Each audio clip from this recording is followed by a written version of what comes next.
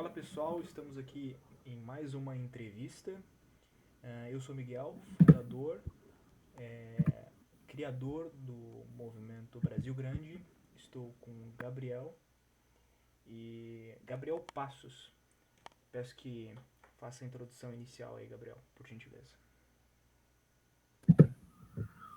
Bom, boa noite, Miguel. Eu sou o Gabriel Passos.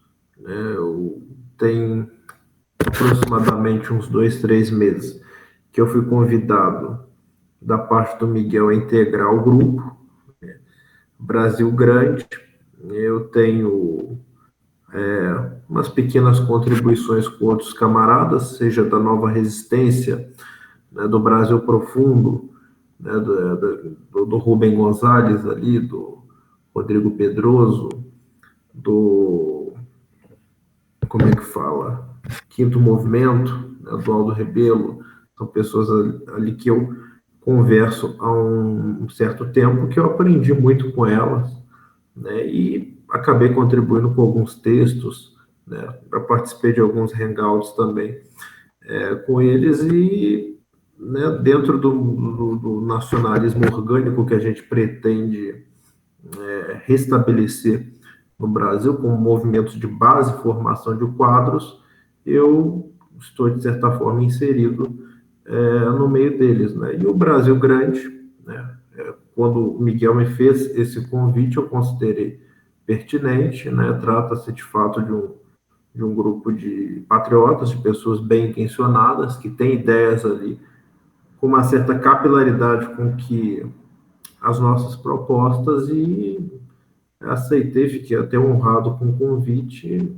Espero, né, contribuir aí, que a gente continue dando uma sequência legal nesses movimentos de base que estão florescendo nos últimos anos aí, em meio a esse caos institucional que o Brasil se encontra.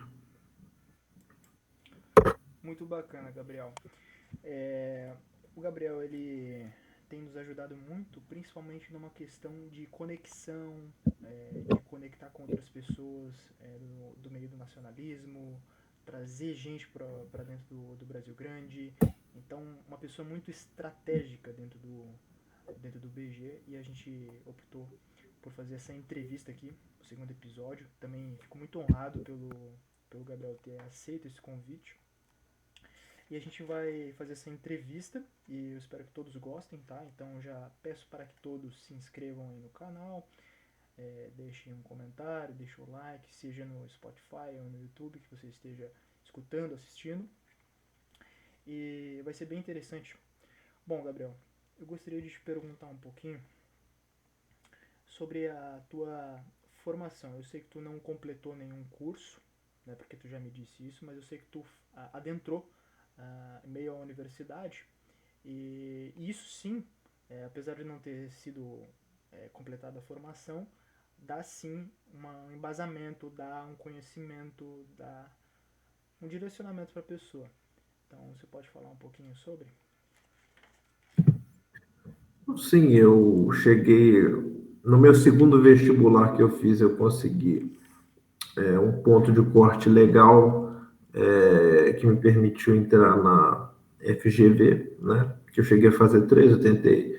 Eu morei durante um certo tempo em São Paulo, apesar de eu ser de Minas Gerais, então eu cheguei a prestar para a FUVEST, eu cheguei a fazer o Enem clássico, e eu cheguei a prestar unicamente para a FGV, né? E eu consegui, né, uma nota legal na época, 2015, que me permitiu ingressar no curso de economia, né? Um curso que é muito bem quisto, inclusive, por muitas pessoas. Tem críticos e pessoas que elogiam, né? Você pega o professor Paulo Gala, por exemplo, ele, né, é um nacional desenvolvimentista, né, talvez o maior expoente, assim, no sentido de divulgação acadêmica aberta, principalmente para o público mais leigo. Não chegou a ser meu professor, mas ele leciona, estudou e leciona ali, né? Mas existem críticos também, porque ali formam muitos quadros, pelo menos no meio nacionalista, muitos quadros liberais, né? Neoliberais, né? O pessoal com essa mentalidade mais, né, no sentido do consenso de Washington. Eu cheguei a fazer 2 períodos, né? Foi perto da época que eu voltei para minha cidade, Juiz de Fora, e eu acabei, né, entre outras coisas também que eu já estava meio desgastado no período que eu fiquei em São Paulo, eu optei por encerrar o concurso e fazer um outro pré-vestibular, que em 2016 para 2017, né, nesse período aí que eu voltei a fazer um curso pré-vestibular e acabei tentando para engenharia de software, né, que eu passei na minha cidade, Juiz de Fora, né, de uma universidade que chama SES, Centro de Estudos Acadêmicos, que é ligado à Igreja Católica, a PUC, né? E eu fiquei até o período da Covid, né? Eu fiz 4 períodos, né? Eu cheguei a desenvolver um outro projeto em paralelo, né, quando eu saí de São Paulo, mas a questão da Covid, né, e esse caos todo que acabou acontecendo dentro do país e que refletiu também na minha vida, eu optei por dar uma travada nele, estava também fazendo curso de outros idiomas e tal, dei uma travada neles e comecei a repensar outras coisas, né? Hoje eu estou em outra, mas o que eu posso dizer é que são 2 cursos que contribuíram, né, para a minha formação intelectual, apesar de eu não ter concluído, né, na parte da economia. Eu sou um entusiasta ainda de leitura de papers, de acadêmicos, acompanho, né, tanto aqui do Brasil quanto economistas teóricos ali de fora, que têm ideias ali que têm compatibilidade com o nosso pensamento nacionalista, nacional desenvolvimentista, principalmente. Então, e no ramo da engenharia de software, eu acho que é um ramo que é fundamental, que vai dominar o cenário da quarta revolução industrial, que é a área da TI, da robótica, e, de certa forma, principalmente as pessoas mais jovens, né? A gente fala tanto de formação de quadros de jovens, a maioria já tem acesso desde pequeno a isso, e não só o uso da internet por puro entretenimento, né? A programação, né? Análise de sistemas, proteção de banco de dados, criptografia, isso é uma coisa que vai gerar muita demanda no futuro. E hoje, infelizmente, né, o Brasil não está tão preparado para isso. Investimento em centros de polos técnicos, principalmente nas academias, né, parcerias de joint venture com empresas do ramo, infelizmente não. Você pega a Índia, que apesar de ser um país ainda paupérrimo, programação ensinada para as crianças ali, né? Criança, 10, 11, 12 anos. E aqui a gente, né, com exceção de algumas escolas ali particulares, institutos federais, você não tem um foco muito nessa área, que vai dominar o cenário aí, principalmente macroeconômico, né? Então, assim, são 2 áreas que, apesar de eu não ter concluído, eu considero que eu sou grato pelo que eu aprendi, né? Me forneceu um know-how, não só para a vida, né, intelectual, como prática, né? Tem muitas coisas que, em ambos os casos, né, conhecimento que eu adquiri, que a gente utiliza na prática quando a gente precisa, né? Então, bom, essa aí é parte, né, da minha formação. Eu ainda pretendo concluir outras, né, concluir de fato, né, mas, enfim, é isso. Muito bacana, muito bacana. Você tocou num ponto agora que é muito interessante, eu acho que vale a pena a gente desenvolver. Quarta Revolução Industrial, economia, macroeconomia. Você fez curso de economia, fez o curso aí de ciência e computação? O nome onde que eu fiz é engenharia de software, mas Engenharia é de como software. se for é bem semelhante. É uma questão de nomenclatura, se for colocar na prática. Sim, sim. Um Então, é focado mais na parte do hardware, o outro do software. O hardware você mexe, trabalha com peças, né? E o outro você vai aprender mais programação direta, algoritmos, né? Banco de dados, criptografia, etc. bacana. E você falou uma coisa que aí acho que a gente pode desenvolver bem legal, que é da Índia ser um país consideravelmente mais pobre do que o Brasil. Se você pegar ali PIB per capita, né, a Índia está consideravelmente atrás da gente, talvez 4, 5 vezes mais. A gente é 4, 5 vezes mais rico do que a Índia, mas a Índia vai se tornar a segunda economia do mundo, vai se tornar a primeira, inclusive, daqui a algumas décadas. Vai até ultrapassar a China. Já tem dados mostrando que em Sim, algumas décadas a Índia será a primeira economia do mundo. E sim, isso se dá ao investimento, com certeza, nessa área, em tecnologia e tal. Agora até viralizou essa questão aí da nova rede social indiana, que tá em voga, que é como se fosse um Twitter indiano. Então eles já estão desenvolvendo suas próprias redes sociais, já seguindo os passos aí mais ou menos da China. Que a China tem hoje o TikTok. Hoje o TikTok vale mais sim. que o Facebook.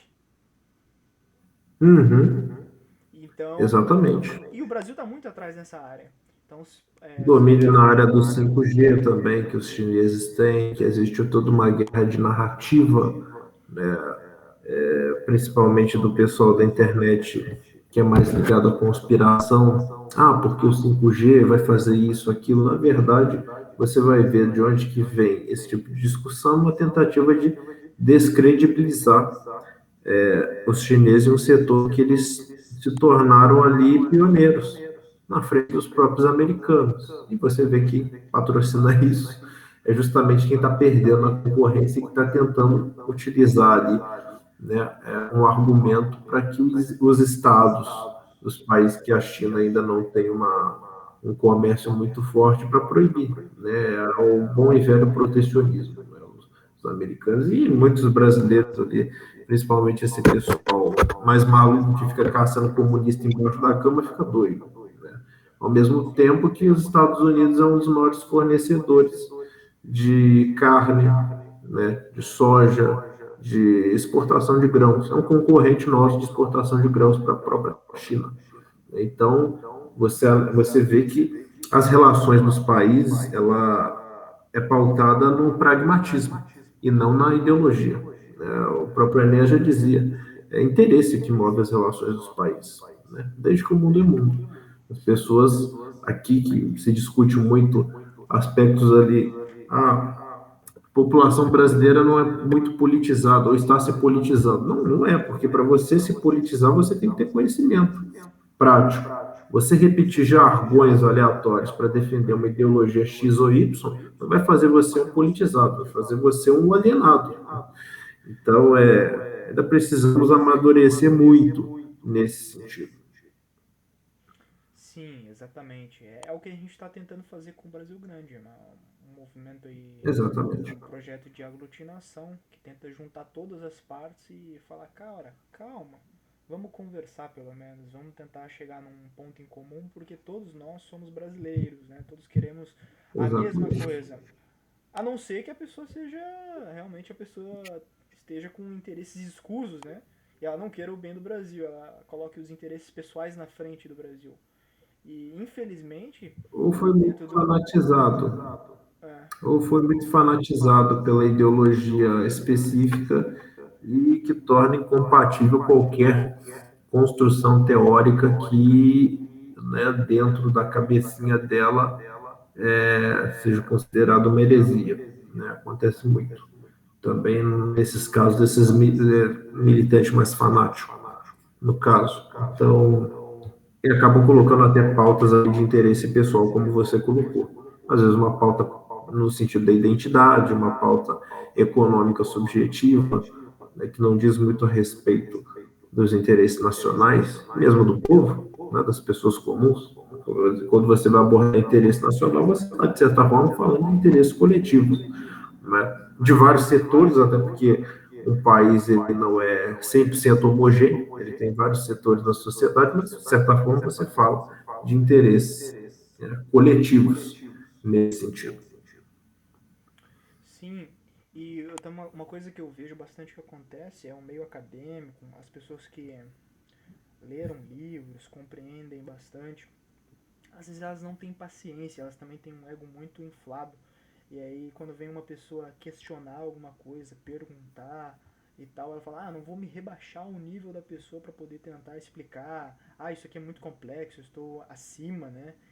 Eu estou num patamar elevado. Eu acho isso uma besteira tão grande porque as pessoas às vezes falam tanto em construção nacional, em debate, em fazer o país girar, em o país andar, ir para frente, mas chega na hora de fazer uma coisa um pouco mais prática e menos teórica e a gente vai ter que dar esse passo, a gente falha miseravelmente. Porque o campo da teoria, a academia, cara, tem gente muito boa, mas às vezes falta esse descompasso ali de pegar e transferir esse conhecimento para frente. Não, sim, o problema o problema não é a academia. O problema é o academicismo barato, né? De muitas pessoas, inclusive, que não têm sequer uma formação muito profunda, uma produção acadêmica considerável, né? O que ele faz é uma espécie de indústria de coleção de canudos, né? Você vê muitos casos. O sujeito fala que é pela ciência, mas é a favor da esquizofrenia de gênero, né? O sujeito Sim. fala que é pela ciência, mas defende um modelo econômico, igual muitos é, defendem, que já são inviáveis para fazer 80 anos, né? Que vai fazer 90 anos, né? Pós-crise de 29. E tentam fazer um revisionismo infantil e até denegrir, né, acadêmicos relevantes. Inclusive, eu usei esse termo aqui, denegrir, e até alguns malucos nesse meio agora falam que é um termo racista, que não tem absolutamente nada a ver, é um termo até de origem grega, se eu não me engano. Então, o problema é o academicismo. E como nós propomos um movimento de esclarecimento de aspectos ali relevantes para a política nacional, de interesses comuns, né, do povo, das pessoas, do brasileiro médio, a gente vai ter que ter uma linguagem para falar com todo mundo. O sujeito que está na academia e com o sujeito que está na lavoura, o sujeito que trabalha no bem serviço, né? O sujeito que trabalha mão de obra pesada, até porque ninguém é melhor do que ninguém, cada um tem, né, juridicamente uma importância igual, que é de um voto, cada um, independente de você ser acadêmico, de você ser procurador de justiça. É claro que existem nesse meio também pessoas que têm uma influência muito grande sobre as massas, influenciadores no campo político, até mesmo celebridades, né? Nós temos visto isso crescer muito ultimamente, né? O chamado engajamento dos artistas, que a gente sabe que rola muitos interesses obscuros por trás disso, mas é negável que eles têm um poder de mobilização de grupos considerável, principalmente em período eleitoral, que é onde que mais interessa isso daí. Então, assim, mas na prática, ninguém é mais importante do que os outros porque possuem canudo. Tem uma importância específica na sociedade. Agora, nós precisamos de todos. Sujeito ali, independente do setor que ele esteja, seja no campo, seja na cidade, seja na academia, como intelectual, seja no lugar que ele estiver. Ele sendo uma pessoa que tem um patriotismo, não um patriotismo caricato, igual muitos tentam vender, mas que tem ali o seu amor pelo Brasil, né, pela nossa identidade histórica, a construção do nosso processo civilizacional. Ele é uma pessoa que está do lado do Brasil grande, ele está do lado do Brasil profundo. Perfeita a sua colocação. Tem até uma propaganda da ex-União Soviética, agora vamos chamar de comunista, mas enfim, que fala que até as donas de casa precisavam se politizar. E isso é importante. Acho que todos precisam se politizar, procurar realmente meios de aprender mais sobre o Brasil para a gente utilizar essa informação, esse conhecimento para poder fazer o Brasil ir para frente, se tornar cada vez maior. E você tocou num ponto que é muito interessante, que é o ponto do seguinte, do acadêmico ali, elitista, que ele utiliza a academia para, vamos dizer assim, como poder, sabe? Ele foi o meio que ele se destacou, né, da academia, e ele só tem aquilo. E por ele só ter aquilo, ele utiliza disso para poder menosprezar as outras pessoas. Então ele fala, ah, cara, eu sei, você não sabe, eu estudei, você não estudou, eu sou melhor do que você e tal, etc, etc. E muitas vezes é a única coisa que a pessoa tem, essa academia e tal. Então é um ego muito inflado e a gente vê isso bastante. E isso prejudica, cara. Prejudica a área dele, prejudica o Brasil, prejudica tudo. É uma coisa mesquinha. Você fala assim, cara, eu tenho conhecimento, não vou passar pra frente porque eu, eu tenho medo que aquele cara aprenda mais do que eu, seja melhor do que eu e tal. Entendeu? É uma O mal acadêmico, anti-jogada. ele não tem conhecimento. O mal acadêmico, essas pessoas que você citou, ele não tem conhecimento. Ele só tem um ego para preservar. Até porque se ele tivesse conhecimento, ele ao invés de criar pessoas ressentidas, né? Porque você tratar mal uma pessoa simples, você vai gerar ressentimento. Você não vai conseguir nem divulgar a mensagem que você pretende. Se for um intelectual de verdade, razoável, ele vai tentar ganhar essa pessoa, né? No caso dessas pessoas, né, igual você falou, elas querem lacrar. Não, eu fui para Paris, eu fui para Bruxelas, para Estocolmo, né? O sujeito tem trocentos diplomas. Beleza, isso é maravilhoso.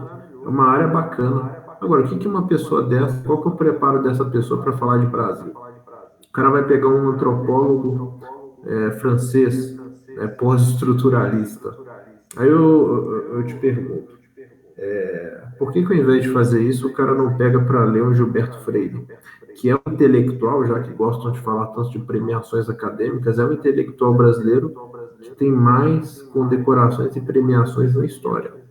O Darcy Ribeiro, que fez uma das maiores obras de antropologia, não só sobre o Brasil, mas sobre toda a América Latina, né, mas que tem consagrado ali um dos grandes livros dele, O Povo Brasileiro, que ele separa, inclusive, aspectos ali orgânicos das identidades regionais. Né? Ele fala do Brasil como um povo, mas que tem as suas características singulares. Né? O Brasil caboclo, o Brasil caipira, né? Açoriano, etc. Por que uma pessoa dessa não vai estudar um intelectual desses brasileiros? Não unicamente pelo fato de ser brasileiro. Né? Se for um estrangeiro que tenha capacidade, né, também, conhecimento, interesse, amor pelo Brasil, não vejo problema algum. Teve inclusive um historiador norte-americano que ele se especializou sobre história do Exército Brasileiro. Ele faleceu até pouco tempo. E ele escreveu sobre a história do Exército Brasileiro do início do século XX até a Segunda Guerra, né? Exaltando o papel dos pracinhas na Segunda Guerra. Inclusive, pegando documentos americanos, falando que o Brasil quase foi convidado, chegou a ter uma discussão ali para que ele participasse da ocupação da Áustria no pós-Segunda Guerra, mas parece que as autoridades aqui, né, enfrentaram ali, tiveram ali discussões ali mais fortes e acabou não chegando no consenso. Mas é uma coisa que poucos brasileiros sabem. Geralmente nós somos ensinados aqui, que o Brasil ele foi uma fanfarronice na Segunda Guerra, foi passear na Itália, né? Quando na verdade não. O Brasil teve um papel fundamental aqui no Cone Sul. Não é só o aeroporto de Natal, a base que foi construída ali, foi o aeroporto mais usado em toda a Segunda Guerra. Sem aquilo ali, não teria desembarque no norte da África, né? Sem exportação da borracha, principalmente a borracha no Acre, que muitos trabalhadores foram mandados para lá, numa situação difícil, né? Porque era preciso de ganhar tempo, e na época não tinha vacina e métodos ali para combater a malária rapidamente, então muitos morreram, né? E o Japão tinha ocupado uma região do Sudeste Asiático, que era da Holanda ou da Inglaterra, que, como é que fala?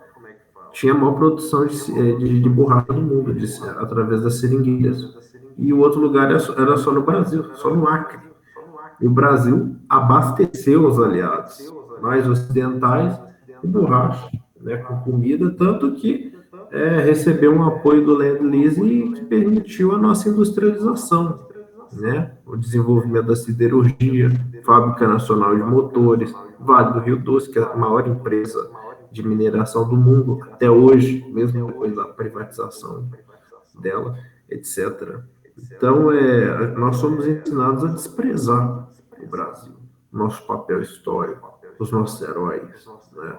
Os bandeirantes que praticamente fundaram o Brasil, né? Os jesuítas, né? As primeiras famílias que eram formadas de caboclos, né? Que era uma mistura ali dos portugueses com os índios, né?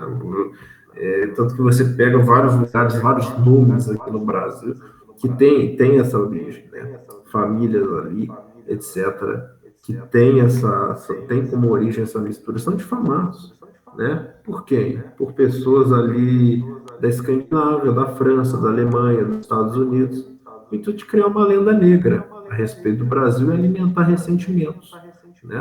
A gente vê, né, que lugares ali como a Síria, que foi fatiada por uma guerra civil, mesmo a Ucrânia, depois do Euromaidan, foi a mesma fórmula de desestabilização. Você planta a sementinha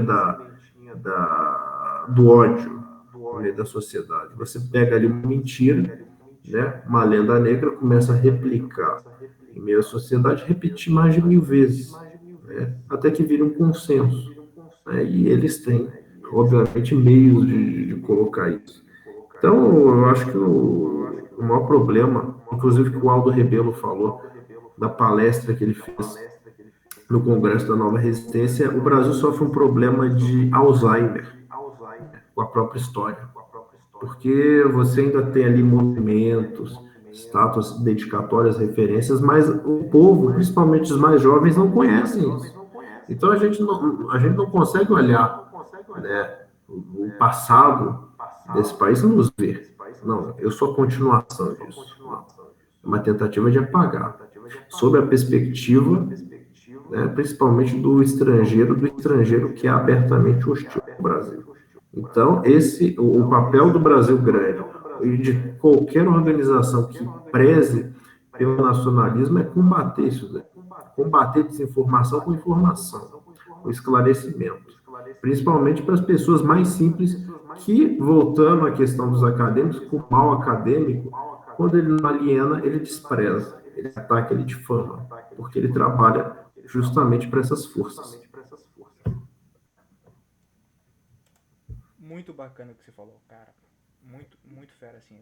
Deu uma aula aí de Brasil profundo, né? Dessa coisa do ressentimento, dessa coisa do viralatismo, né? Da coisa de desvalorizar o que é nosso. Né? É, você falou do Aldo ali, do Congresso da NR. Então, vou falar um pouquinho do Congresso da NR. O Gabriel esteve no Congresso da Nova Resistência, que ocorreu recentemente, e ele foi lá nos representar. Ele foi representar o Brasil Grande. Então ele esteve lá, tirou fotos com as figuras que estavam lá presentes. E foi muito bacana. Eu vi as fotos, o Gabriel me contou. E ele vai estar contando um pouquinho para vocês como foi participar do Congresso da Nova Resistência e representar o BG lá. Bom, foi a primeira vez que eu tive num congresso partidário no geral. Eu já tinha lido a respeito de congressos de outros partidos históricos e tal, mas eu nunca tive envolvido diretamente, até porque eu também não sou filiado à Nova Resistência. Eu tenho ali uma relação de respeito e amizade com alguns membros em que, digamos, que a gente, né, compactua, nós temos ideários parecidos, desde o nacionalismo quanto à questão geopolítica, né, a questão ali cultural também, né, que nos debates a gente acaba colocando a questão. Então, quando eu fui, já tinha aproximadamente uns 2 meses que eu tinha entrado no Brasil Grande. Eu cheguei a falar para o Miguel, que pretendia comparecer e ver como é que era. O Aldo Rebelo tinha presença confirmada, o comandante Robson, que talvez seja aí, no sentido de alavancar a popularidade do nacionalismo, ele seja a principal locomotiva, porque ele tem um canal grande, relativamente grande, 400, 500 mil seguidores. Ele acabou dando uma exposição maior para jornalistas, né, para especialistas militares, né, e pessoas ali afins, desde a Nova Resistência até o portal do Rubem, a ter uma imagem maior, né, a ter um crescimento, tanto que são veículos ali de informação que estão crescendo, né, devagarzinho, mas estão crescendo, então eu fui, né, justamente ver quais que são as propostas, né, deles. Eu lembro que a primeira palestra, inclusive, começou com o hino da independência, inclusive, foi muito bonito.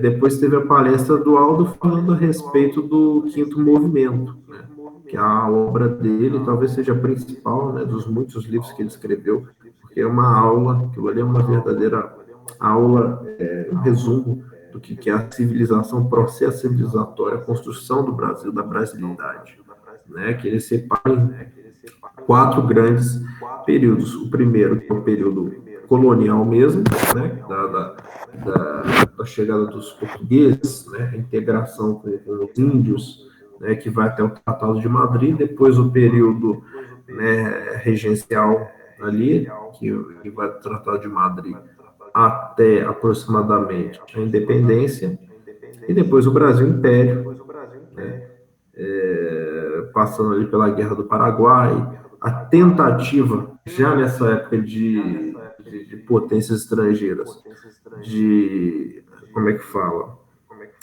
dividir, fracionar o nosso território, assim como foi feito na América Espanhola, né? Você tinha ali uma região que era completamente unificada, que se fracionou em várias pequenas repúblicas, né? A América Hispânica é basicamente isso, e o Brasil, ele foi o que conseguiu resistir a isso, né? Graças ao conhecimento ali, a estadistas que nem José Bonifácio, as Forças Armadas, né? E ele conseguiu enxergar também, em todos os defeitos, a monarquia como um elemento de unificação do Estado, né? Os holandeses, antes disso, já tinham tentado pegar ali partes do Nordeste, transformar numa plantation, e depois a gente teve ali tentativas de desestabilização. A Confederação do Equador, né, que era o separatismo pernambucano, depois a Guerra dos Emboabas, né, dos Farrapos, no sul, né.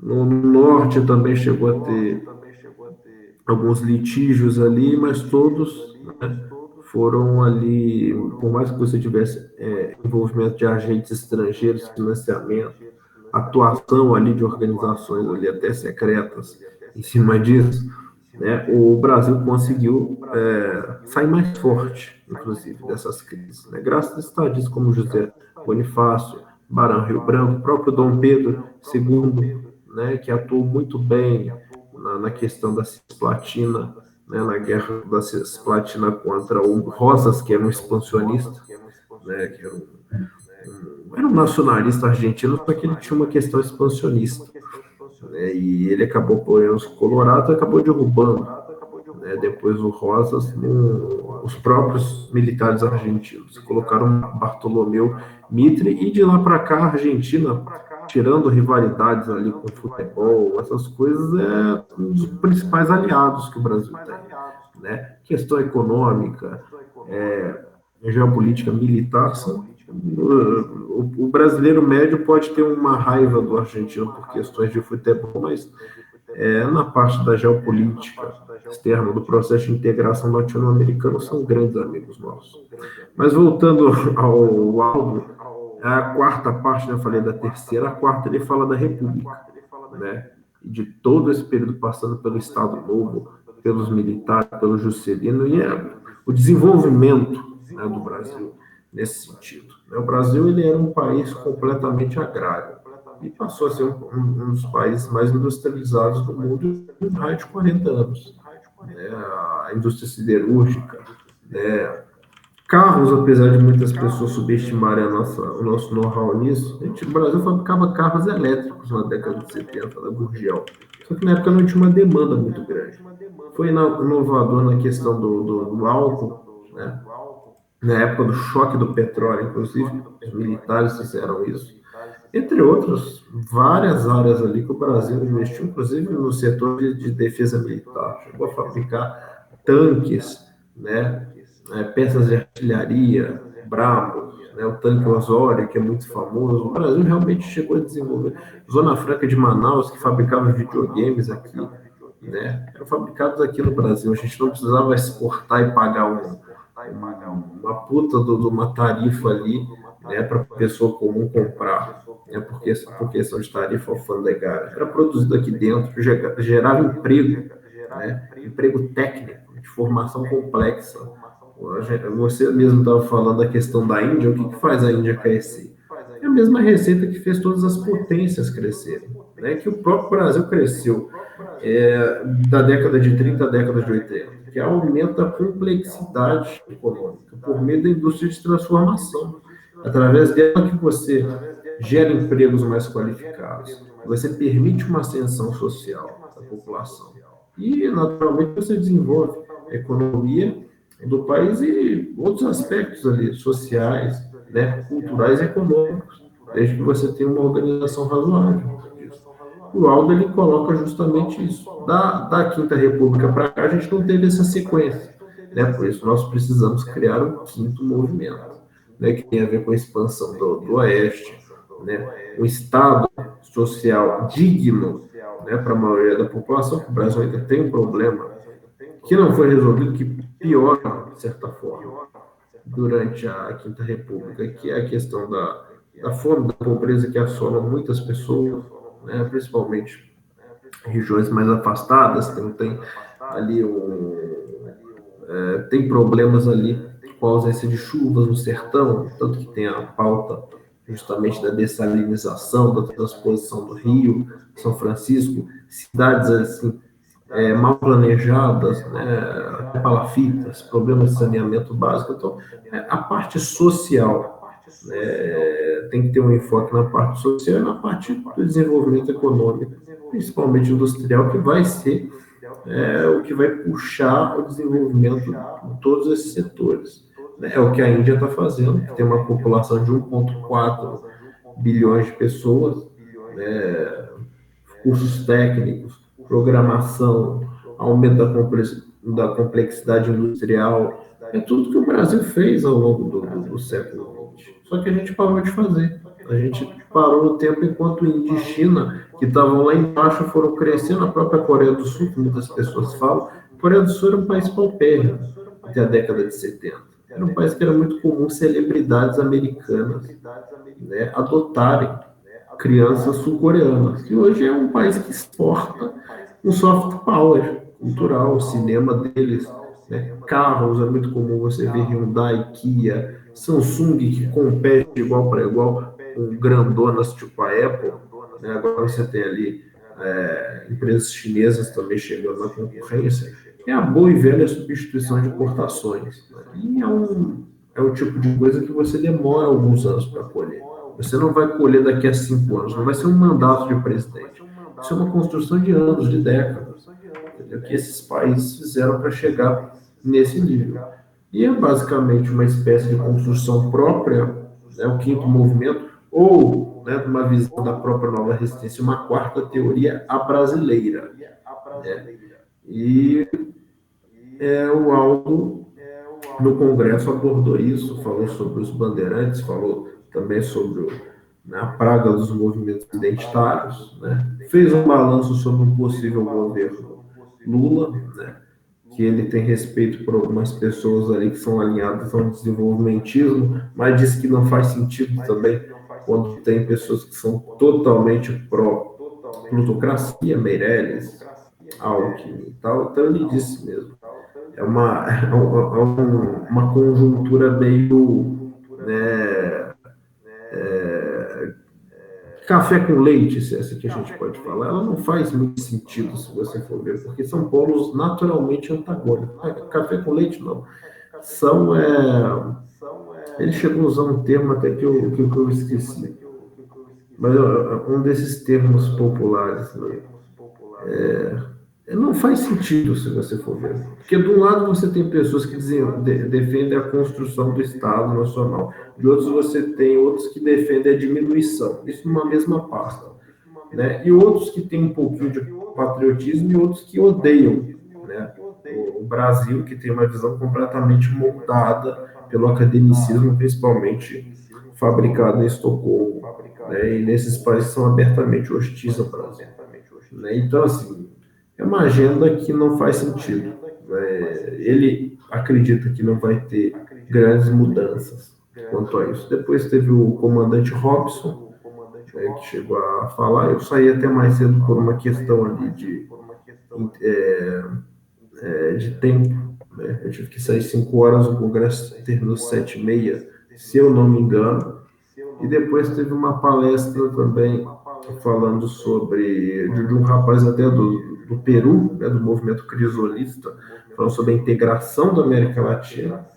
Teve também um professor falando sobre os identitários e teve também falando sobre a metafísica, né, da quarta teoria, né? Uma explicação sobre em que se fundamenta a quarta teoria, né, o princípio do Heidegger, né, do ethos, ligado ao ethos de cada povo, e como que deveria ser feito isso. Depois teve uma palestra que foi a última, foi até do Isaac Santos, sobre o Estado Novo, né, citando o Azevedo Amaral, sobre, né, quais elementos que a gente pode pegar de todo esse processo civilizatório brasileiro e mesclar em algo que a gente pode considerar uma quarta via brasileira, né? Então você tem o quinto movimento, você tem o próprio Estado Novo. O que era o Estado Novo? Em que se baseava? Ele está mais próximo de qual visão política? Então, eles todos trabalharam esses conceitos. Infelizmente, não pude ver hoje, teve uma palestra até sobre a questão jurídica, então, mas lamentavelmente não pude ver tudo. Mas foi uma experiência muito bacana, né? Eu conversei com pessoas, inclusive do meu estado de Minas, tinha gente do país inteiro, tinha gente até de fora do país. Então foi uma oportunidade bacana, né, para representar o Brasil grande, né, para conhecer mesmo pessoas que realmente, ao meu entender, tão comprometidas sim, né, autênticas, patriotas, e no futuro, quem sabe aí trazer eles, né, para debates, discussões aqui mesmo no Brasil grande, né? Hoje a gente pode falar, estamos todos na mesma trincheira, Nova Resistência, o Quinto Movimento, né, o pessoal do Brasil Profundo, de certa forma nós somos uma resistência, né, principalmente no campo das ideias, né, contra toda hegemonia, né, cosmopolita vinda do norte, principalmente o norte do ocidente, né, o ocidente do norte, né, que, né, infelizmente, né, desde que foi criadas as Nações Unidas com o princípio de respeito à soberania, à autonomia dos povos, eles parecem que também tiveram esse mal de Alzheimer, né, e hoje vivem de atacar não só o Brasil, outros países, mas infelizmente empreendem uma guerra, né, de certa forma nojenta, né, e híbrida contra o Brasil, visando obviamente questões ali relacionadas a riquezas materiais que o Brasil possui, que é um país extremamente rico, né? E o Brasil praticamente não falta nada, né? E eles, né, alguns são países até pequenos, né, pós-industriais, pós-revolução industrial, tem muito que extrair daquilo, eles têm que enxergar que, né, parece clichê isso que eu estou falando, mas é a geopolítica, a boa e velha geopolítica, né? Não existiria o esperto se não tivesse o trouxa. E não vai ser o Brasil que vai ser o trouxa da vez, né? Nós estamos justamente, né, fazendo esse hangout, entre outras coisas, trabalhos intelectuais, justamente de informação para as pessoas, para terem consciência disso, né? O Brasil ele tem um papel histórico, ele que não é ser um polo passivo de interesses de terceiros. O Brasil ele tem um papel fundamental na construção de um novo mundo, né? Principal agente, principalmente de integração da América Latina. Não a integração de que muitos imaginam, uma integração que seja uma cópia da integração europeia, né, que é totalmente apátrida, vendida para uma plutocracia, que é antagônica aos próprios aspectos ali orgânicos da civilização deles, não. Nossa integração vai se basear em valores pan-latinos, né? Em valores ali de amizade histórica, diplomática com muitos países, econômica, né? E um princípio de respeito, principalmente a autonomia de cada um deles. Né? Esse que tem que ser a nossa pauta. E o papel do Brasil como agente histórico, né? Nesse novo mundo aí que já está se desenhando. Muito bacana o que você falou. Falou aí sobre o congresso da ANR, os participantes, os palestrantes e deu uma aula aí também. Ó, vou pegar uma coisa aqui que eu achei interessante. Você falou lá atrás sobre a rivalidade entre Brasil e Argentina, certo?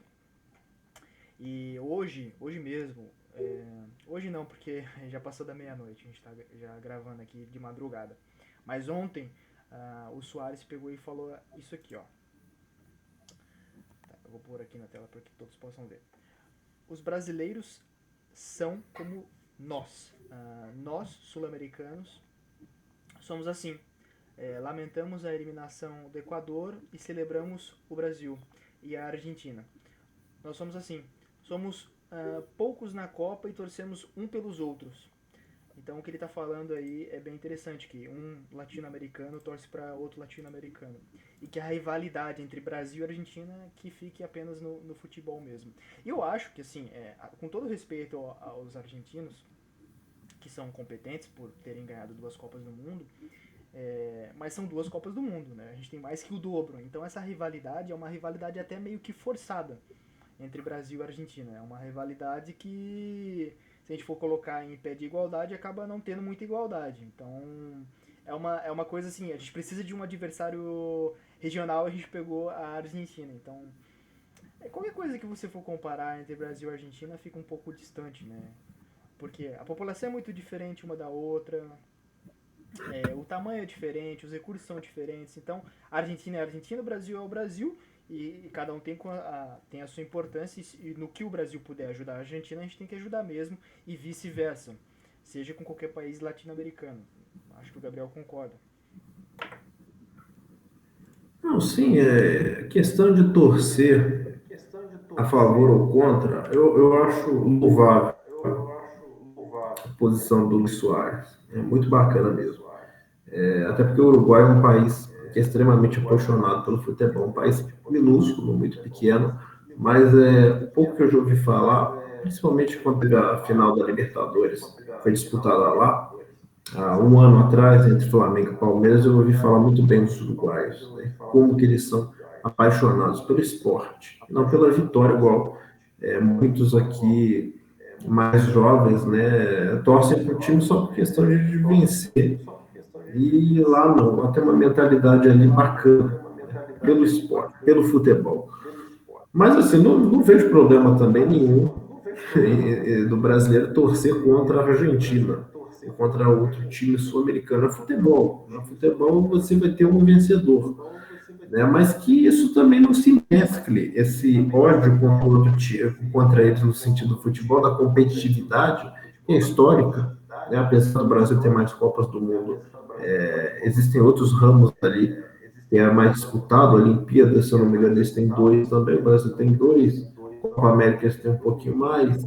Então, e a Libertadores, né, eles têm um pouquinho mais também que os clubes brasileiros, mas faz parte, né? Desde que não se mescle com aspectos ali de ressentimento étnico, que nem é algo que tentam fabricar muito aqui no continente, né? Muito utilizando a questão até dos indígenas, né? Separatismos e tal, desde que não se mescle na questão étnica, que possa convergir estados, né, um contra o outro, eu não vejo problema algum. Entendeu? Até porque, independente de Copas do Mundo, de resultados, né, que você tem no campo do futebol, né, a integração latino-americana, né, uma coisa é o esporte, outra coisa é a geopolítica. Né? Então, os interesses brasileiros e argentinos eu vejo como totalmente convergentes numa construção do novo mundo, de certa forma. Entendeu? Então, tirando isso, a rivalidade à parte, né? Faz parte do esporte, é bacana, desde que não se incentive ódios, né, étnicos contra eles e vice-versa contra o Brasil, contra qualquer outro povo aqui da região. O processo de construção deles não é muito diferente do Brasil, se você for ver, né? São povos diferentes, naturalmente. O Brasil ele vem de uma mestiçagem de índios com portugueses, com africanos, né, principalmente. Depois você tem outros grupos que migraram. O Brasil é maior. O Brasil tanto territorialmente quanto, né, na variedade da população. Mas eles também têm ali especificamente os grupos que compõem, né, espanhóis, ameríndios, teve também imigração ali italiana, também muito grande para a Argentina. Ambos são países católicos, Armênios. majoritariamente católicos, né? São processos civilizacionais, um luso e outro hispânico, mas católicos, né? Os primeiros mestres ali que eles tiveram foram os jesuítas. Então tem muita semelhança também entre Brasil e Argentina. Então, não à toa tem aquele nome, né? Hermanos, né? Então, São bom, eu latino-americanos, vejo né? semelhanças. São latinos, eu vejo até mais semelhanças. O Brasil tem muito mais a ver com a Argentina e vice-versa do que com os Estados Unidos, com a Holanda, com a Inglaterra, com a Alemanha. Né? Eu, particularmente, eu prefiro ver a Argentina ganhando uma Copa do Mundo esse ano do que, né, não que eu esteja torcendo, estou torcendo para o Brasil. Inclusive, estou Do que a fardado França.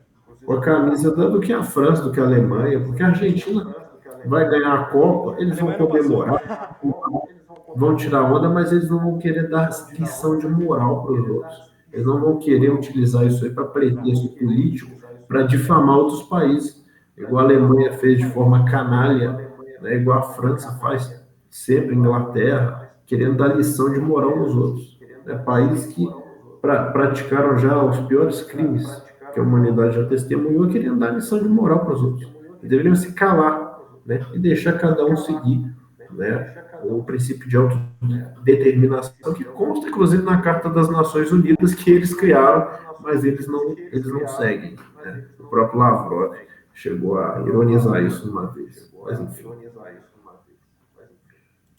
O Mbappé, ele disse, ele deu aquela frase que inclusive vem zicando a própria França aí, e os europeus falando que o futebol europeu está muito à frente dos sul-americanos.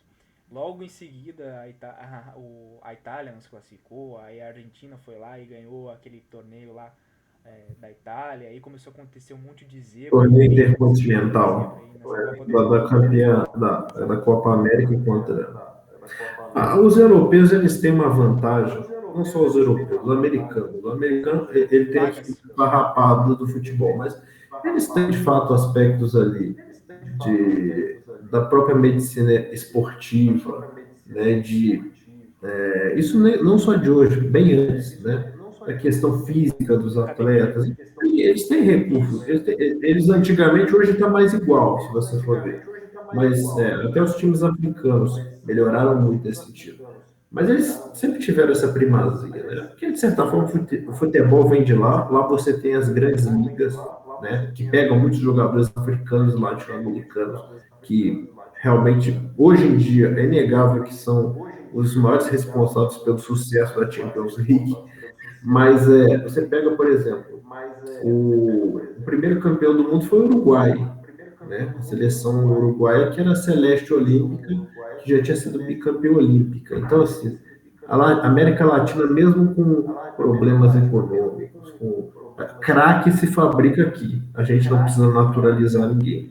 É uma coisa que está no nosso DNA, né? O futebol com drible, com movimentação, criativo. Do Brasil, da Argentina, você viu que o Maradona fez em 86, foi um absurdo o que ele jogou. É uma barbaridade, né? Então, e o Brasil venceu uma Copa do Mundo em 58, foi um dos maiores marcos do esporte. 58, o pessoal pode lembrar das outras, porque o Brasil, realmente, um ex-país agrário, né, que teve aquela condição de processo civilizatório colônia, de certa forma, que encontrava ainda num estágio de subdesenvolvimento, conseguir ganhar um torneio, que, bem ou mal, você pega o Uruguai, é um país com IDH médio, né? Médio ali. Alto, médio assim, não é um IDH baixo.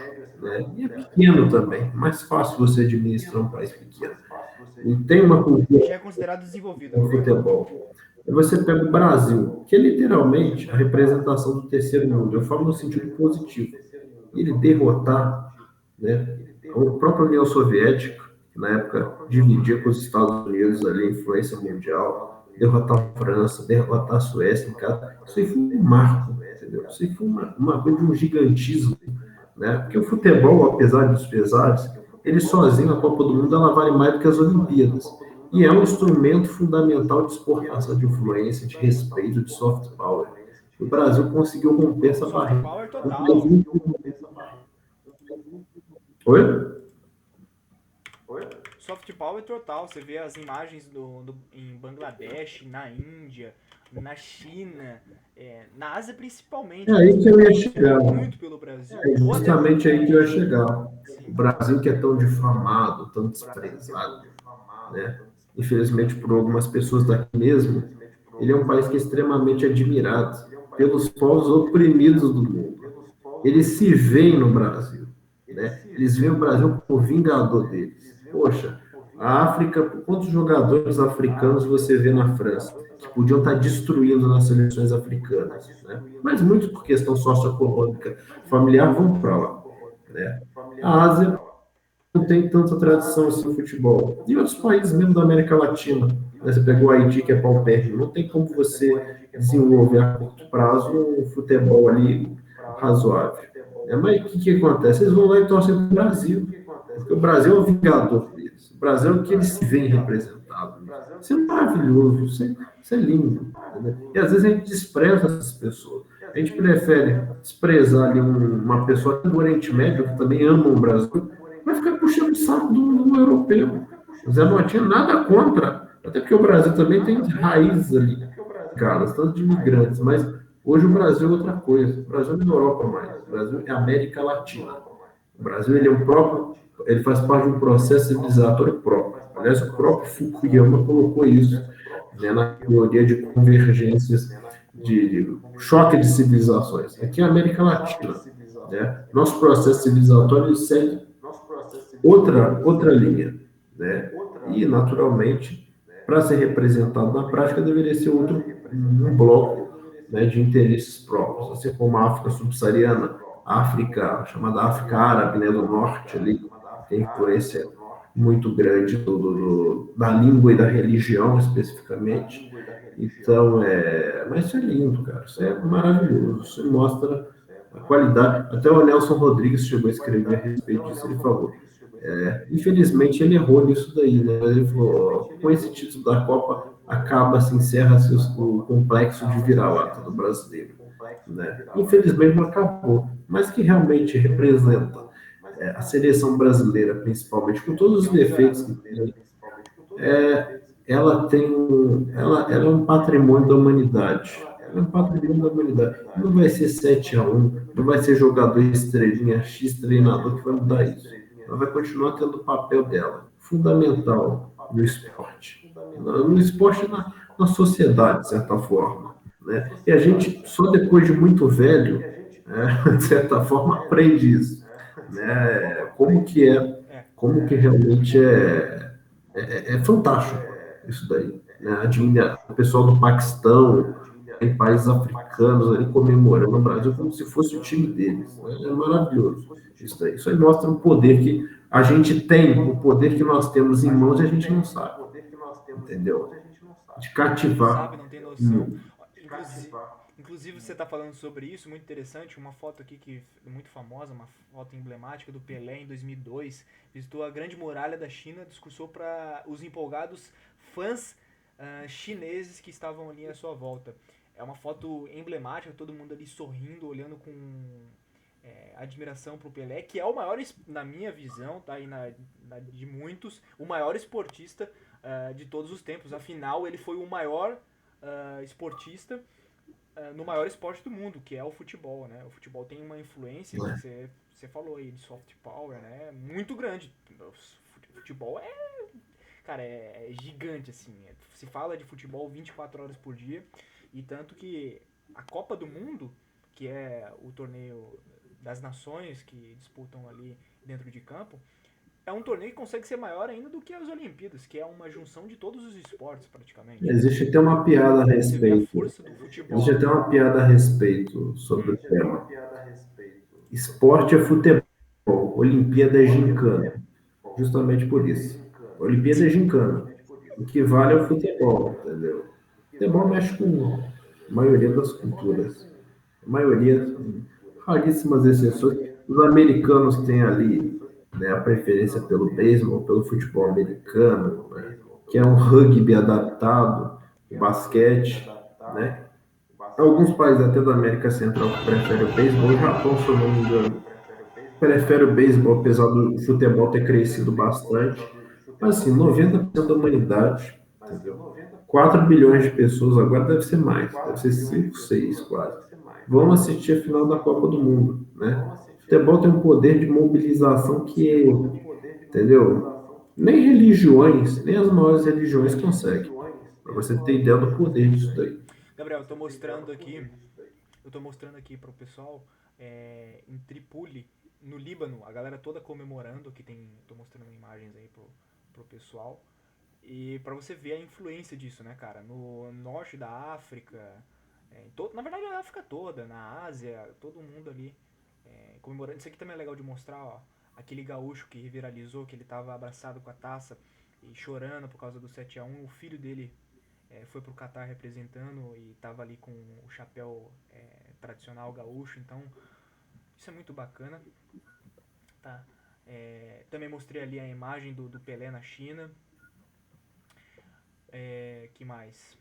Tem uma outra coisa aqui que é legal, eu Sobre o acho. Pelé, que você falou, só uma coisa aqui, um adendo. Pelé no século XX, porque hoje em dia os jovens têm muitas referências, artistas pop, né? Até politiqueiros aí. O Pelé, para ter uma ideia, a popularidade dele era do nível dos Beatles, entendeu? Ele era, o mundo inteiro gostava. Ele chegou a jogar uma vez na África com o Santos, ele parou uma guerra. O pessoal parou uma guerra para ver ele, para ter noção do impacto disso daí. Ele não é só um atleta do século XX, como uma das figuras ali mais populares, mais influentes, no melhor sentido possível. Imagina o cara praticando um esporte consegue parar um conflito bélico, entendeu? Acho que nem nos dias de hoje, se você pegar o Cristiano Ronaldo, o Messi, eles conseguem fazer isso aí que o Pelé fez. O Pelé fez um negócio que eu acho que ninguém vai conseguir fazer de novo na história da humanidade, entendeu? Nunca. Então, isso é a ideia do impacto. E Desse. os próprios caras, né, que hoje são muito bons, Cristiano Ronaldo e Messi, têm um respeito muito, muito grande pelo Pelé, falando, cara, o que ele fez ninguém vai fazer. Interessante essa imagem aqui, onde o repórter pergunta sobre uma possível o Neymar se lesionou, né? Daí se ele poderia voltar, não poderia voltar. E os argentinos torcendo para que o Neymar voltasse, porque dentro de campo ele faria espetáculo. E aí o repórter fala, tem muitos brasileiros que torcem para que o Neymar não se recupere. Então os próprios argentinos, eles não conseguem compreender como que um brasileiro torce para a Argentina. Como que um brasileiro torce pro mal do principal jogador, né? Todo mundo que gosta do bom futebol torce pro As Neymar, pessoas estão torcendo já temos as boas pelo. notícias. As pessoas estão torcendo pro Neymar ele piorar a situação dele da lesão. Não ligam para futebol, né? A maioria é politicagem pura. Exatamente. Então eu até separo isso. Né? A gente tem que saber separar o joio do trigo. Lacração. Uma das pessoas, independente se votou no Lula ou no Bolsonaro, que gosta de futebol, vai querer ver o Neymar, né? Se está torcendo para a seleção brasileira, principalmente, porque é o jogador mais técnico que nós temos hoje, né? Não é um jogador mais que pode criar situações ali de gol. Então, apesar de hoje o Brasil não ser tão dependente dele, é o que nós temos. E, óbvio, né, desejar mal para ele ou para E não é qualquer só pessoa isso. que seja, aleatoriamente, esse turma de uma sociedade assim, fanatizada, principalmente por ideologia, não é a política, é a ideologia, ideologia E não é nefasta. só isso, né, Gabriel? Tá? E não é só isso, né, Gabriel? Tem o fator dele poder desequilibrar o jogo, pegar uma bola ali e fazer uma jogada individual, mas a galera vai em cima dele, né? Vai pra marcar, vai pra fazer falta, então ele chama muitos jogadores. E isso dá espaços livres dentro do campo que, cara, as nossas chances com o Neymar dentro de campo aumentam muito em ganhar um jogo, né? Exatamente. Em levar essa taça pra casa. Sim, Voltando um pouquinho para o Uruguai, que você falou do Uruguai que tem uma tradição muito interessante sobre o futebol, eles são muito fanáticos pelo futebol e enxergam o futebol de maneira um pouco diferente do que nós enxergamos, né? Tipo, eles torcem pelo bom futebol, não necessariamente pela vitória do time do Uruguai. Eles olham de uma maneira mais, não sei dizer, mais pelo esporte em si do que propriamente pela romântica. vitória do Eles time. São são pessoas um românticos pouco no mais. esporte. Exatamente. Exatamente. E o Uruguai foi o país que sediou a primeira Copa do Mundo, né? Exatamente. Então tem toda essa importância. Estado E centenário de você Montevidéu. pode me corrigir. Exatamente. Você pode me corrigir, mas se eu não me engano, também o futsal nasceu no Uruguai, não é isso? Não, não, não me recordo. Essa daí eu confesso que eu não me recordo. Deixa eu ver. Futsal. É. E a gente está falando bastante aqui de Copa do Mundo porque é um assunto que está em voga e a gente é pertinente. O Gabriel aí, profundo entendedor aí de futebol, a gente gosta muito de futebol, então faz parte, né? A gente é brasileiro, então óbvio Então, no que ethos do todo mundo brasileiro. gosta. O BG tem que falar um pouco. Exatamente. Você viu aí? Ah, tá aqui, país ou região, Uruguai e Brasil. Mas surgiu no Uruguai aqui, pelo menos oficialmente. Associação Cristã de Moços de Montevidéu, dando o nome de Indofutebol. No Brasil, em Tá lá. 35, Você vê a foi importância do cara. praticamente na mesma época. Surgiu de mecânicas diferentes, mas com a mesma ideia, jogar numa quadra. Os professores João Lotufo e Astrubal Monteiro se graduaram no Instituto Técnico de Federação Sul-Americana. Você Uma vê, a gente inicial é meio que criador do futsal também. também, também. Bacana demais. Futebol de areia, Bacana demais. isso aí é tudo Brasil. E a gente não valoriza, o Brasil A é gente muito desvaloriza desenvolvido muito o Brasil, porque em é que vários acontece. esportes. As Olimpíadas também. As Olimpíadas não tem futebol de areia, não tem futsal, não tem. Se tivesse isso desde a década de 90, pelo menos, o Brasil teria em média umas 15 medalhas de ouro, né? Pelo menos.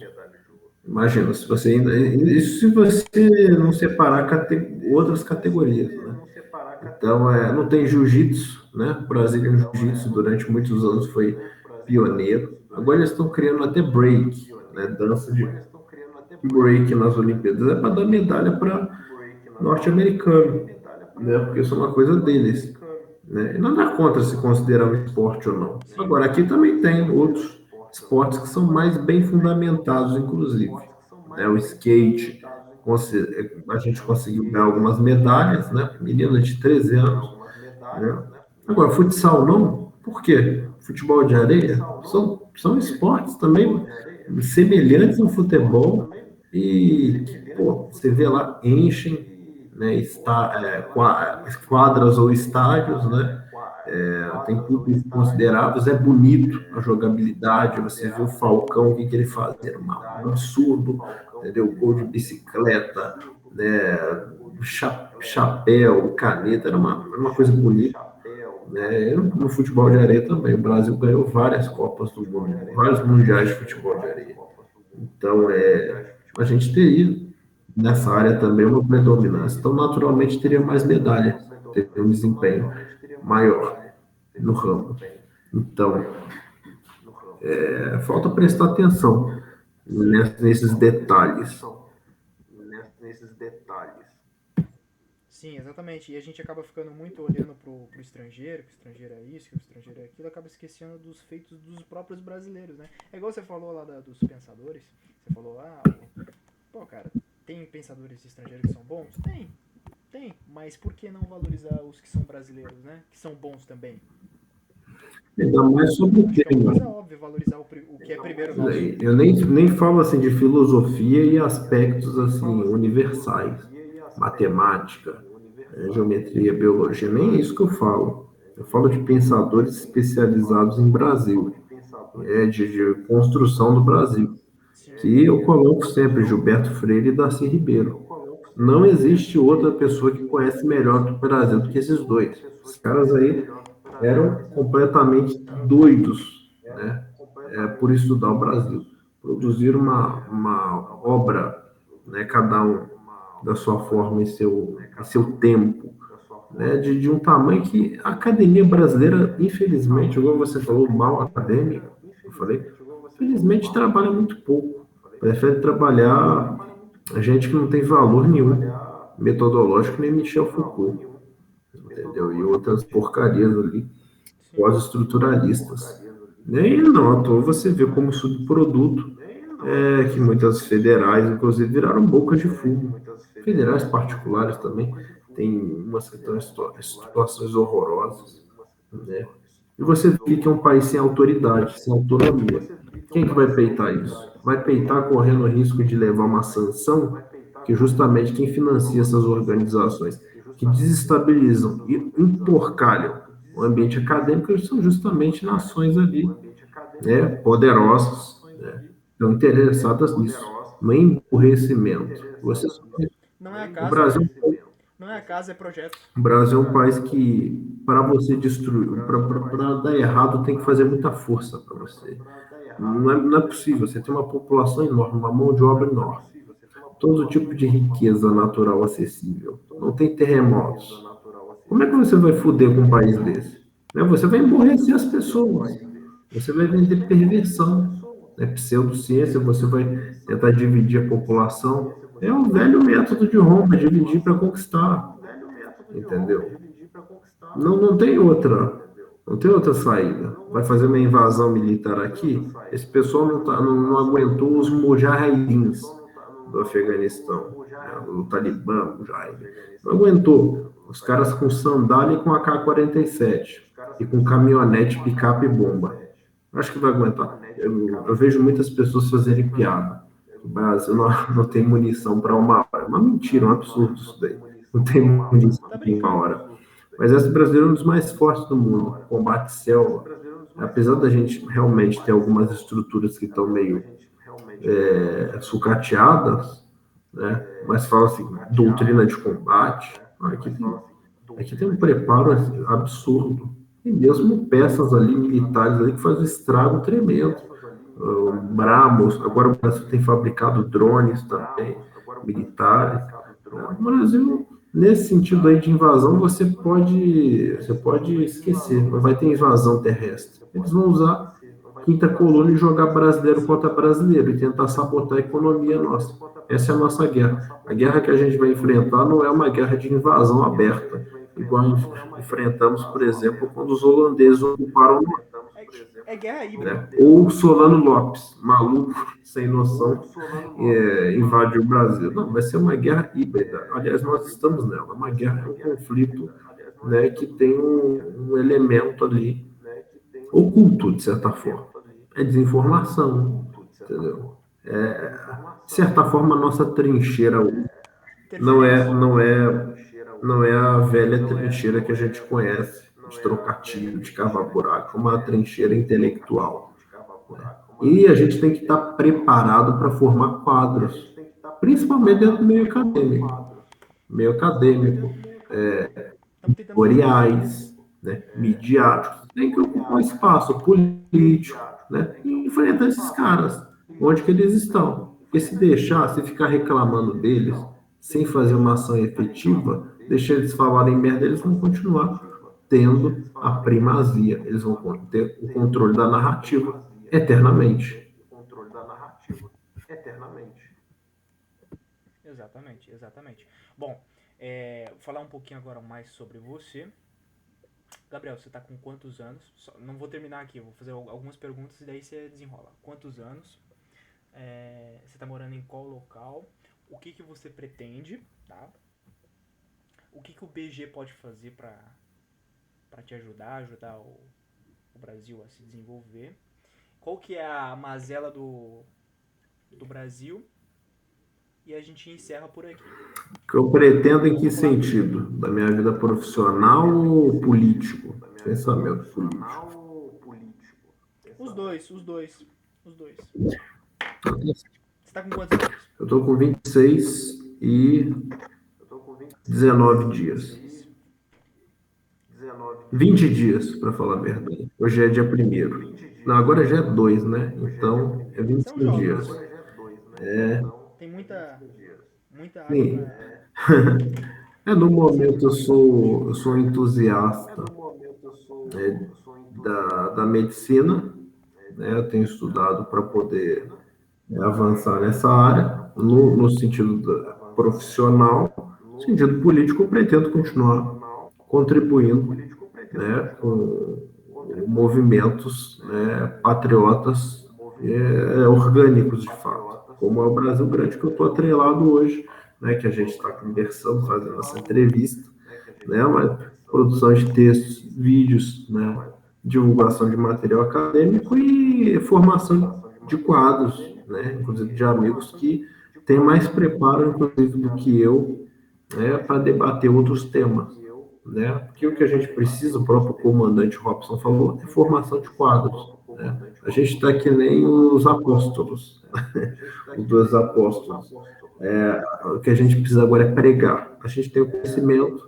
né? Cada um a sua forma, a sua maneira, cada um tem sua especialidade maior, dependendo da área, que a gente precisa espalhar para conversar com as pessoas, né? É sair pelos quatro cantos do país, do Brasil, se possível até do mundo, se for necessário, no campo geopolítico, e fazer esse trabalho. E é um trabalho que todos nós estamos inseridos, eu, você, os nossos outros amigos, né? Marcos, que a gente vai ainda participar também com ele, né, do Hangout, né, na parte profissional, no caso medicina, na parte política é essa, que também pode ser atrelada à parte profissional. Talvez eu desenvolva um trabalho de tradução de obras, né, de autores de fora também, e né, a gente pode até trabalhar também nesse sentido, mas isso é um projeto mais para frente. Enfim. Bacana. Bacana, e você falou da construção de quadros, vídeos, textos. Basicamente é pregar, realmente, igual você falou, igual o comandante falou. A gente tem que ensinar, tem que ter paciência, tem que, igual, sair um pouco do salto alto. Eu vejo que muitos acadêmicos têm esse problema, a gente debateu bastante sobre isso aqui nessa entrevista. Muito bacana essa questão profissional da medicina. O Brasil forma muito bons médicos, a gente precisa cada vez mais desenvolver a medicina. Gabriel, qual que você acha que é o grande problema do Brasil? O que está impedindo a gente ir para o próximo passo? Para a gente desenvolver? Olha, eu acho que institucionalmente, desde a chamada República de 88, o Brasil ele aderiu a um modelo que, apesar de que na época, quando aderiram, não tinha tanta essa expectativa, porque tinha ali a questão da Guerra Fria, do pós-Guerra Fria, agora todos nós vamos ser felizes, etc. Mas está na cara que nós adotamos um modelo fracassado economicamente, um modelo fracassado na educação, que está fracassando até agora, pós-estruturalismo, né, trocentas ONGs palpitando dentro da nossa unidade territorial e dentro das nossas instituições, né, uma burocracia partidária tremenda, e os temas que são relevantes, né, que vai mudar a vida do brasileiro comum, a pessoa que está morando numa palafita, que não tem saneamento básico, está na favela, que está preocupado com a segurança do filho, com a alimentação dele. Essas pautas que são relevantes, elas não chegam, no máximo são discutidas em algum programa sensacionalista, policialesco, né? Mas depois todo mundo esquece, vira, de certa forma, até uma coisa caricata, né? Justamente porque o sistema que está aqui não foi fabricado para atender a demanda do brasileiro médio, e sim de instituições bancárias, né? E cumprir uma agenda geopolítica no campo do interesse de outros países. O Brasil, de certa forma, ele é um barco abandonado à deriva no meio do oceano. A gente precisa de um timoneiro, a gente precisa de um capitão razoável, não precisa ser um mais razoável. Eu Eu não sou do tipo de pessoa que prega por Messias ali que vem do nada, né? Até porque ao longo da história essas coisas costumam dar, algumas vezes costumaram dar super errado, mas a gente precisa, através da formação de quadros, estimular uma espécie de pensamento patriótico. Eu nem gosto de ensinar, esclarecer é melhor, porque há saberes diferentes.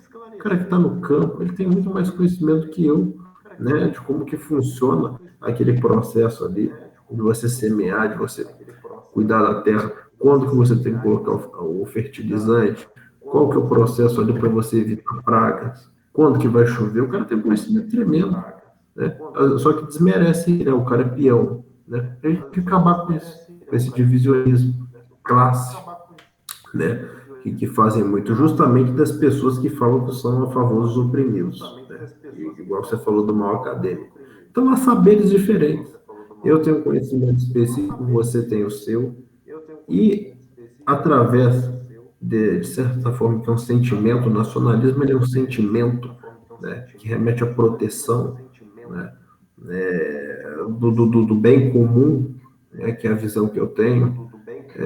Particularmente o próprio Aldo no Congresso falou, existem os dois nacionalismos, o nacionalismo da pilhagem, né, que você vai tentar criar uma conjectura subjetiva que vai justificar que você destrua o outro e parasite ali os bens produzidos por eles, ou a terra, etc.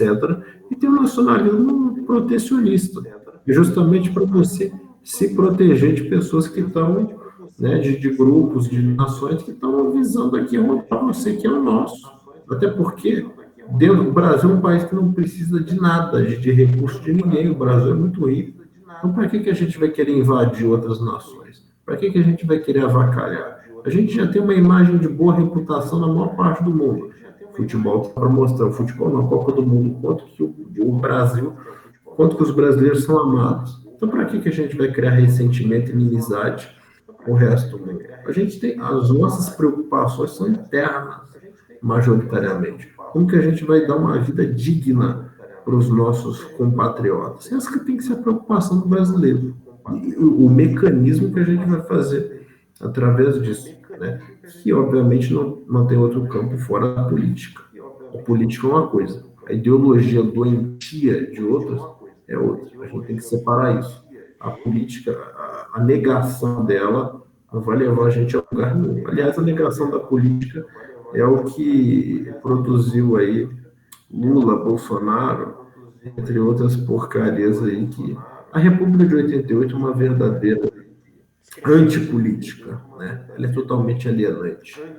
E a gente vê isso no próprio STF. Começou a falar de mais corte, começou a falar disso, corte, entendeu?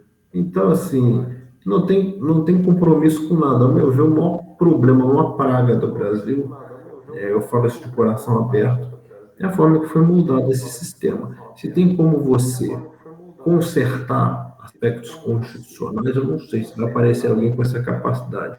Eu só acho que, acho não. Você pega, o Brasil em 91 tinha o dobro do PIB da China, né? A gente tinha 5, 6 anos de democracia, a China estava no mesmo, alguns chamam de ditadura do proletariado, outros de governo disso, daquilo, de ditadura disso, daquilo. Olha o que a China é hoje, olha o que o Brasil é hoje. Olha o que a Índia é hoje, olha o que o Brasil é hoje. Né? Também chamam a Índia de autoritária. Né?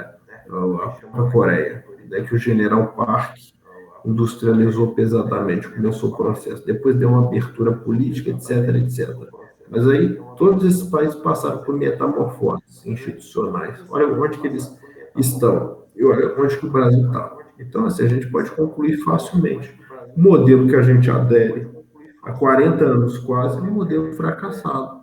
É um modelo pútrido que mais prejudica, né, a vida das pessoas comuns, né, os nossos anseios, o próprio papel do Brasil histórico, do que contribui para alguma coisa. Né, o próprio pensamento livre, que não existe liberdade de expressão, isso daqui eu acho que está bem claro, né, para você e para a pessoa que estiver ouvindo a gente aqui. Muito bacana. Cara, essa entrevista foi muito, muito boa. Agradeço demais, viu, Gabriel? O Gabriel aí que tem sido um colaborador importantíssimo do Brasil Grande, feito conexões, feito videochamadas aqui como essa, hangouts, textos, artigos, tem ajudado muito, trouxe pessoas muito importantes aqui para dentro do BG, eu tenho feito um papel fundamental. Eu agradeço demais pela oportunidade de nos conceder essa entrevista. Obrigado também pelas demais coisas que eu citei aqui. E agradeço você que assistiu, escutou a nossa entrevista, o nosso podcast. E deixa um like, deixa um comentário aí na plataforma que você estiver ouvindo. E mais uma vez agradeço o Gabriel. Pode fazer as considerações finais. Bom, quem tem que agradecer sou eu, né? Vocês confiaram em mim, né? Assim, uma certa admiração mútua, porque eu também, antes mesmo de conversar diretamente com você, eu já tinha lido alguns textos do Brasil Grande. Eu falei, olha, vocês têm um potencial bacana, entendeu? A questão é produzir o conteúdo em quantidade para você ter um alcance maior. Mas tirando isso, é uma honra, né? Ter pessoas ali que gostam, né, do nosso trabalho, né? Que tem uma convergência bacana de ideias e que entende a dinâmica que é necessária para poder exercer essa tarefa árdua que é colocar, né, o nosso país de volta aí no topo, né? No topo, de certa forma, né? No nosso topo, não é no topo sobre outras nações, né? Colocar no lugar que o Brasil merece, obviamente, né? Que o nosso processo civilizatório merece, que é de uma valorização, né? E, obviamente, passa por toda a sociedade. Então, eu fico muito feliz, espero que a gente não termine por aqui, continue, entre outras entrevistas, e continue esse trabalho aí, né?